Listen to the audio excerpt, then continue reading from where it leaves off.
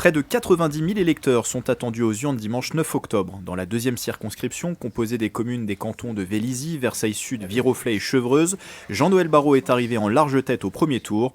Député depuis 2017 jusqu'à sa nomination au gouvernement, il a recueilli 42,29% des voix. Maïté Karif Bédouani s'est classé deuxième avec un score de 18,6%. À quelques jours d'un nouveau vote, les deux candidats déjà opposés en juin dernier jettent leur dernière force dans la campagne.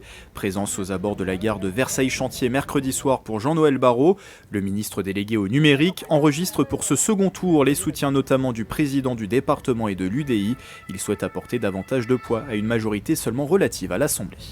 La majorité est plus étroite qu'auparavant, que certaines des grandes réformes que nous voulons mener, notamment pour la formation, pour le service public de l'emploi, pour les lycées professionnels, ces grandes réformes, elles se joueront à une ou à deux voix près. Ce sera peut-être la mienne ou celle d'Anne Bergantz qui fera la différence. Et donc je crois que dimanche, il faut se mobiliser pour renforcer la majorité et sa capacité à réformer.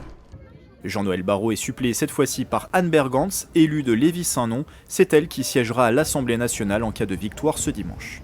Je suis quelqu'un d'engagé depuis très longtemps en fait dans la vie associative, dans la vie communale, dans la vie publique tout simplement. Et c'est la suite logique de cet engagement. Et je suis vraiment très honorée que Jean-Noël Barrot m'ait proposé de l'accompagner dans cette aventure.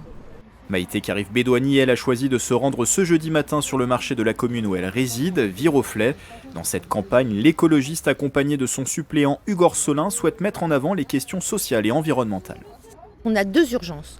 On a le creusement des inégalités et on a d'un autre côté notre planète qui montre ses limites et nous devons agir au plus vite et nous pouvons à la fois agir sur l'urgence d'aujourd'hui et sur l'urgence de demain par des propositions qui sont cohérentes.